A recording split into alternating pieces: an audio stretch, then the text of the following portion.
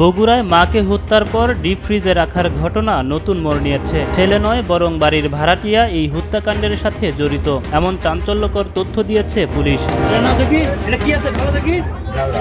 গত 10 নভেম্বর বগুড়ার দুপচাচিয়ার জয়পুরপাড়া এলাকায় নিজ বাসার ডিপ ফ্রিজ থেকে উম্মে সালমা খাতুনের মরদেহ উদ্ধার করে পুলিশ। হত্যাকাণ্ডের দুদিন পর ঘটনার সাথে ছেলে সাদ বিন আজিজুর জড়িত বলে দাবি করে র্যাব। প্রথম আইডেন্টিফাই করে বাসায় ঢুকে যে তার মাকে পাওয়া যাচ্ছে না। পরে তাকে আদালতের মাধ্যমে কারাগারে প্রেরণের পাশাপাশি রিমান্ডে নেয় পুলিশ।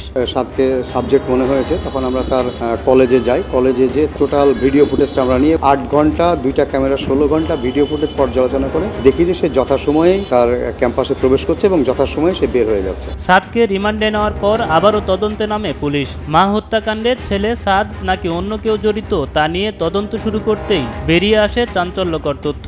সন্দেহের তীর যায় নিহতের বাড়ির ভাড়াটিয়া মাবিয়ার দিকে। এই যে মাস্টার মাইন্ড ছিল সেটা হলো মাবিয়া খাতুন, একজন ওই বাসার ভাড়াটিয়া, আর তার দুজন সঙ্গী ছিল, একজন হলো মুসলিম আর একজন হলো সুমন।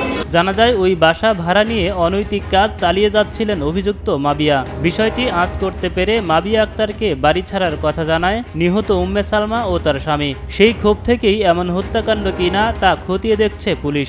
ভিকটিমের 2টা মোবাইল উদ্ধার হয়েছে, আর ওই বাসায় যে রাউটার পাওয়া গেছিল, রাউটার উদ্ধার হয়েছে। ওই বাসায় তারা তালা দিয়ে পালিয়ে গেছিল, চাবিটা নিয়ে গেছে, সেই চাবিটা মাবিয়ার বাসা থেকে উদ্ধার হয়েছে। পাশাপাশি যেই ভ্যানে করে তারা এই ঘটনাটা ঘটিয়ে চলে গেছে, সেই ভ্যানটাও সুমনের বাসা থেকে উদ্ধার হয়েছে। সে তো ওই বাসায় ভাড়া থাকে, 14 তলায় ভাড়া থাকে, সে মাঝে মধ্যে যায় আসে, সে জানতো যে তার চাবিটা কোথায় রাখা থাকে। এই ঘটনায় ভাড়াটিয়া মাবিয়া আক্তার ও তার 2 সহযোগী সুমন চন্দ্র এবং মোসলেমকে আটক করেছে পুলিশ। পরে আদালতে স্বীকারোক্তিমূলক জবানবন্দিও দিয়েছে মোসলেম। এই ঘটনায় বাকি 2 জনকে 2 দিনের রিমান্ড দিয়েছেন আদালত। মুসলিম হলো 164 দিয়েছে, আর বাকি 2 জন মাবিয়া আর সুমন হচ্ছে যে রিমান্ড দিয়েছে।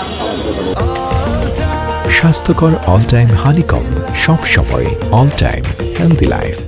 এদিকে ঘটনার আসল রহস্য উদ্ঘাটন করে দোষী ব্যক্তিদের বিরুদ্ধে প্রয়োজনীয় আইনগত ব্যবস্থা নেওয়ার দাবি জানিয়েছেন নিহতের স্বজনরা। দুপুরবেলা যখন এই নিউজটা ছড়ালো, আমরা সবাই সব, কারণ আমাদের কখনো এটা কল্পনাও করা কঠিন যে আমার নিজের ভাই, আমার মায়ের সবচেয়ে প্রিয়, সে এমন কাজ করতে পারে।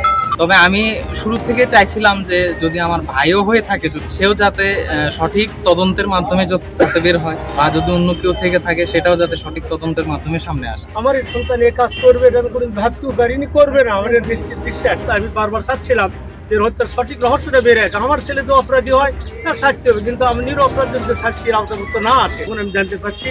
এতে আমি অত্যন্ত সন্তুষ্ট। আমি স্থানীয় প্রশাসন কেমন ধন্যবাদ জানাই সঠিক তথ্য বের করার জন্য।